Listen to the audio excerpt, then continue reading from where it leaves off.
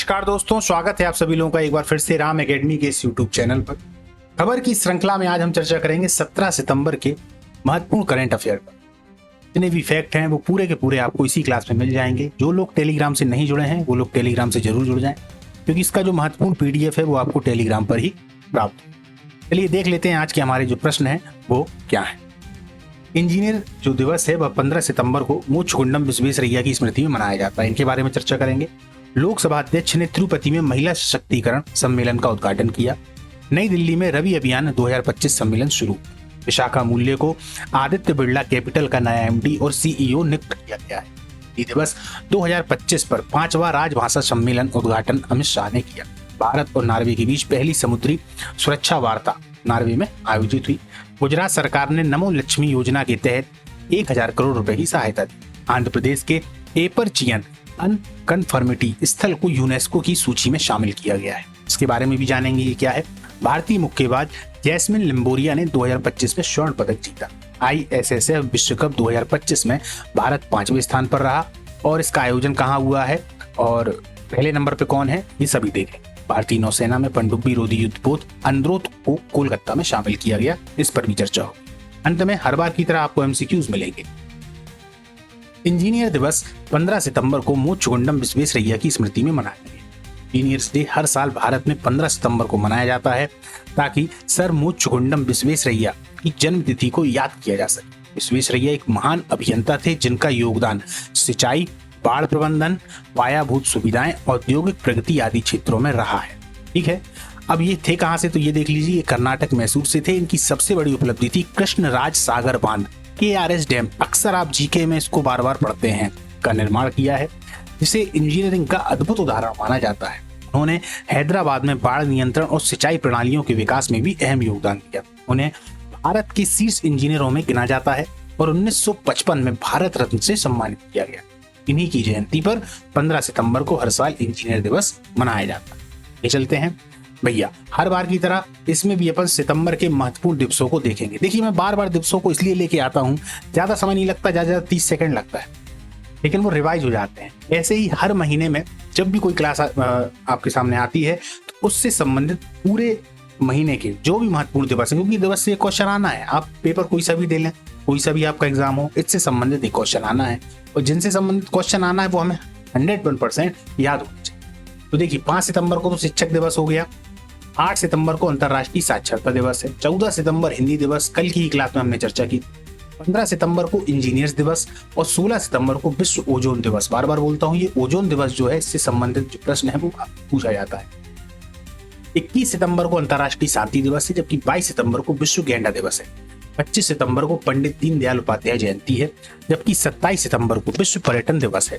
29 सितंबर को विश्व हृदय दिवस है और 30 सितंबर को अंतर्राष्ट्रीय अनुवाद दिवस है। आगे चलते हैं। प्रधानमंत्री मोदी ने असम में विश्व का पहला बांस आधारित एथेनॉल संयंत्र का उद्घाटन किया है।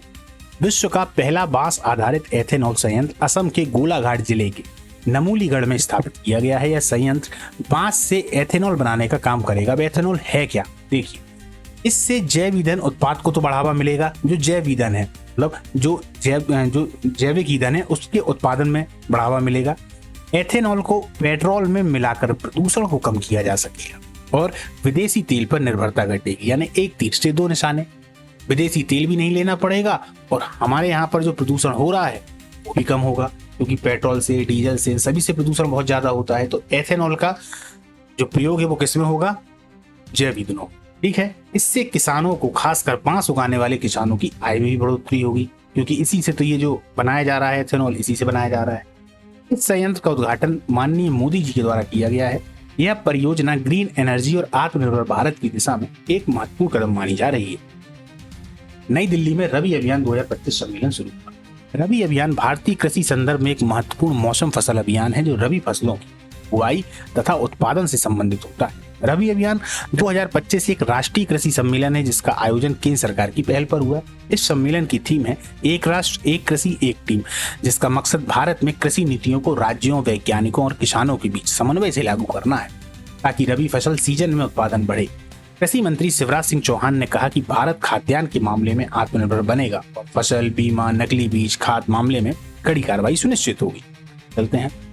विशाखा मूल्य को आदित्य बिरला कैपिटल का नया एमडी और सीईओ नियुक्त किया गया। विशाखा मूल्य को आदित्य बिरला कैपिटल का नया एमडी सीईओ नामित किया गया है। विशाखा मूल्य मूल रूप से इंदौर मध्य प्रदेश से हैं। उन्होंने इंजीनियरिंग की पढ़ाई आईआईटी बॉम्बे से, मैनेजमेंट की पढ़ाई आईआईएम अहमदाबाद से की है। आदित्य बिरला कैपिटल में आने से पहले ये आईसीआईसीआई बैंक में एग्जीक्यूटिव डायरेक्टर के पद पर कार्यरत थी। बैंक वालों के लिए महत्वपूर्ण हो जाता है क्वेश्चन, क्योंकि ये अक्सर पूछे जाते हैं। वहां इन्होंने कॉर्पोरेट बैंकिंग, एसएमई और इंटरनेशनल बिजनेस जैसे क्षेत्रों की जिम्मेदारी संभाली। भारत और नॉर्वे के बीच पहली समुद्री सुरक्षा वार्ता नॉर्वे में आयोजित। भारत और नॉर्वे के बीच पहली समुद्री सुरक्षा वार्ता नॉर्वे में आयोजित हुई। इसमें समुद्री मार्गों की सुरक्षा, रक्षा सहयोग और नौसेना के बीच संबंधों को मजबूत बनाने पर चर्चा हुई। नॉर्वे उत्तरी यूरोप में स्थित एक स्कैंडिनेवियाई देश है। यहाँ के जो प्रधानमंत्री हैं वो जरूर याद रखिएगा, क्योंकि अब चर्चा में है, पूछे जा सकते हैं।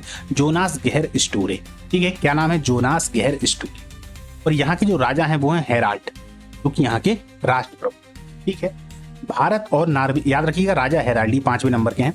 भारत और नॉर्वे के बीच व्यापार, शिक्षा, ऊर्जा और पर्यावरण के क्षेत्र में अच्छे राजनयिक संबंध हैं, ठीक है। आगे चलते हैं। गुजरात सरकार ने नमो लक्ष्मी योजना के तहत 1000 करोड़ की सहायता दी। गुजरात सरकार ने नमो लक्ष्मी योजना के तहत महिलाओं और लड़कियों के सशक्तिकरण के लिए 1000 करोड़ की वित्तीय सहायता दी है। इसका उद्देश्य शिक्षा और स्वावलंबन को बढ़ावा देना। मुख्यमंत्री भूपेंद्र भाई पटेल हैं, कहाँ के? गुजरात के। राज्यपाल हैं आचार्य देवव्रत। विधानसभा सीटें हैं यहाँ की 122, जिले यहाँ पर हैं 34। करंट में अगर देखें तो भारतीय जनता पार्टी की सरकार है। जब भी मैं किसी भी राज्य के बारे में बताऊं तो इतनी जानकारी आपको होनी चाहिए। तो जब आप बार बार इनको देखेंगे, अपने आप ये सब के सब याद हो जाएंगे। अब करंट अफेयर कोई ऐसा नहीं है कि उसके लिए बहुत विशेष हमें तैयारी करनी है, बिल्कुल नहीं। एक लाइन को आप पकड़ लें, एक जगह पे आप ध्यान देने लगें, बार बार जब आप उन्हीं को पढ़ते हैं तो अपने आप वो आपको याद हो जाते हैं। चलिए आगे चलते हैं। आंध्र प्रदेश के एपर्चियन अनकन्फॉर्मिटी स्थल को यूनेस्को की सूची में शामिल किया। आंध्र प्रदेश का प्रसिद्ध एपर्चियन अनकन्फॉर्मिटी स्थल अपनी भूवैज्ञानिक विशेषताओं के लिए जाना जाता है। इसे यूनेस्को की सूची में शामिल किया गया है, जिससे यह विश्व धरोहर संरक्षण के दायरे में आ गया। एपर्चियन अनकन्फॉर्मिटी एक भूवैज्ञानिक स्थल है, जियोलॉजिकल साइट है, जो आंध्र प्रदेश के तिरुपति चंद्रगिरी इलाके में स्थित है। कहाँ पे? चंद्रगिरी, इसको याद रखना पहली बात। दूसरी बात है कि ये जो एपर्चियन अनकन्फॉर्मिटी भारत के आंध्र प्रदेश में तिरुपति हिल्स के पाई जाने वाली एक अद्भुत भूगर्भीय संरचना है। यहाँ धरती की 2 परतें मिलती हैं। नीचे की 2600 मिलियन साल पुरानी आर्कियन चट्टानें हैं और ऊपर की 1600 मिलियन साल पुरानी प्रोटोप्रोजोइक चट्टानें हैं। अब आप देखिए कि दोनों चट्टानों के बीच में कितना अंतर है। इन दोनों परतों के बीच में लगभग 1000 मिलियन साल यानी 1 अरब साल का बड़ा गैप है।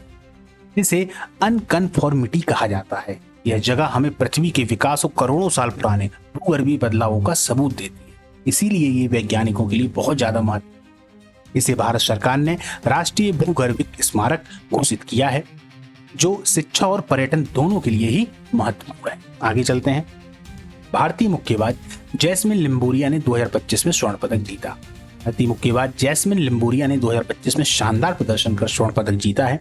उनके इस प्रदर्शन से भारत को गर्व महसूस हुआ और महिला मुक्केबाजी को नई पहचान मिली। अब हम दोस्तों यहाँ पर उनको देखेंगे जो मुक्केबाजी से संबंधित है, क्योंकि क्वेश्चन ये पूछ लिया जाता है कि ये किस खेल से संबंधित है, किस स्पोर्ट से संबंधित। तो देखिए, मैरी कॉम, इन्हें कौन नहीं जानता, 6 बार विश्व चैंपियन रही हैं। लंदन ओलंपिक 2012 में इन्होंने ब्रॉन्ज मेडल जीता था। कौन सा? ब्रॉन्ज।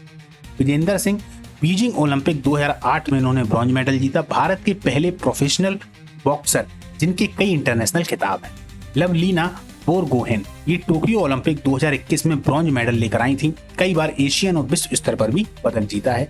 निखत जरीन 2 बार विश्व चैंपियन बनी है, 22 में और 23 में, यानी 2022 और 23 में। वर्तमान में भारत की सबसे चर्चित महिला मुक्केबाज हैं। याद रखना, क्वेश्चन इनसे बार बार पूछे जाते हैं। शिवा थापा एशियन चैंपियनशिप में कई बार पदक विजेता हैं। ओलंपिक में भारत का प्रतिनिधित्व इन्होंने किया है। इन 5 को आप लोग जरूर याद रखिएगा दोस्तों। आगे चलते हैं। ISSF विश्व कप 2025 में भारत 5वें स्थान पर रहा। आयोजन निंगबो, चीन में हुआ है। चीन के निंगबो शहर में आयोजित ISSF international shooting sport federation विश्व कप 2025 में भारत ने शानदार प्रदर्शन करते हुए 5वां स्थान प्राप्त किया। इस प्रतियोगिता में दुनिया के कई देशों ने भाग लिया। ISSF विश्व कप 2025 एक बड़ी अंतर्राष्ट्रीय शूटिंग स्पर्धा है, जिसमें राइफल, पिस्टल और शॉटगन जैसे कई इवेंट शामिल हैं। यह प्रतियोगिता साल भर अलग अलग स्थान जैसे बुएनस आयरिस, लीमा, म्यूनिख और लोनोटोआ में आयोजित हो रहे हैं। अंत में इसका समापन दोहा कतर में वर्ल्ड कप फाइनल के साथ होगा, जो 4 से 9 दिसंबर 2025 तक आयोजित किया जाएगा। आगे चलते हैं। भारतीय नौसेना में पनडुब्बी रोधी युद्धपोत अंद्रोथ को कोलकाता में शामिल। भारतीय नौसेना की शक्ति में इजाफा करते हुए पनडुब्बी रोधी, याद रखिएगा युद्धपोत है ये अंद्रोथ पनडुब्बी रोधी, को कोलकाता में शामिल किया गया है। यह युद्धपोत अत्याधुनिक तकनीक से लैस और समुद्री सुरक्षा को मजबूत करेगा। हम देख लेते हैं कि अभी इस समय पर हमारे थल सेना, जल सेना, वायु सेना के जो प्रमुख हैं वो कौन कौन है। आर्मी चीफ कौन है? जनरल उपेंद्र द्विवेदी। जबकि नेवी चीफ कौन है? एडमिरल दिनेश कुमार त्रिपाठी। और एयर फोर्स जो चीफ है वो कौन है? Air chief marshal AP Singh. चलते हैं अब हम आज के MCQs को देखते हैं। भैया शुरुआत के 2 मैं बताऊंगा, बाकी आपको बताना। भारत में इंजीनियर्स दिवस कब मनाया जाता है? यह 14 सितंबर, 15 सितंबर, 16 सितंबर या 17 सितंबर? इसका जो आंसर है वो कब है दोस्तों, कब मनाया जाता है? तो 15 सितंबर को। क्लियर? चलिए आगे चलते हैं। आदित्य बिरला कैपिटल की नई MD और CEO कौन बनी? चंदा कोचर, विशाखा मूल्य, अदिति सिंह या निर्मला सीतारमण? कौन है? विशाखा मूल्य। अब भारत और नार्वे के बीच पहली समुद्री सुरक्षा वार्ता कहां आयोजित हुई है? नई दिल्ली, नार्वे, मुंबई, कोलकाता? अब ये आपको बताना है। इसके बाद में जैस्मिन लिम्बोरिया किस खेल से जुड़ी हुई है? बैडमिंटन, मुक्केबाजी, तैराकी या कुश्ती? अब इसके बाद में अगला क्वेश्चन है, पनडुब्बी रोधी युद्धपोत अंद्रोथ को किसने शामिल किया है? थल सेना, नौसेना, वायुसेना या पैरामिलिट्री? 3 क्वेश्चनों के आंसर दोस्तों आप लोगों को बताने हैं, जरूर बताइएगा। और इससे संबंधित यदि आपको जानकारी है तो आप वो जानकारी भी दे सकते हैं। क्लियर है? आज की जो हमारी क्लास है अपन इसको यहाँ पर समाप्त करते हैं। इसके बाद में अपन मिलते हैं अगली क्लास में नई तारीख के साथ में, नई खबर के साथ। चलिए नमस्कार, जय हिंद।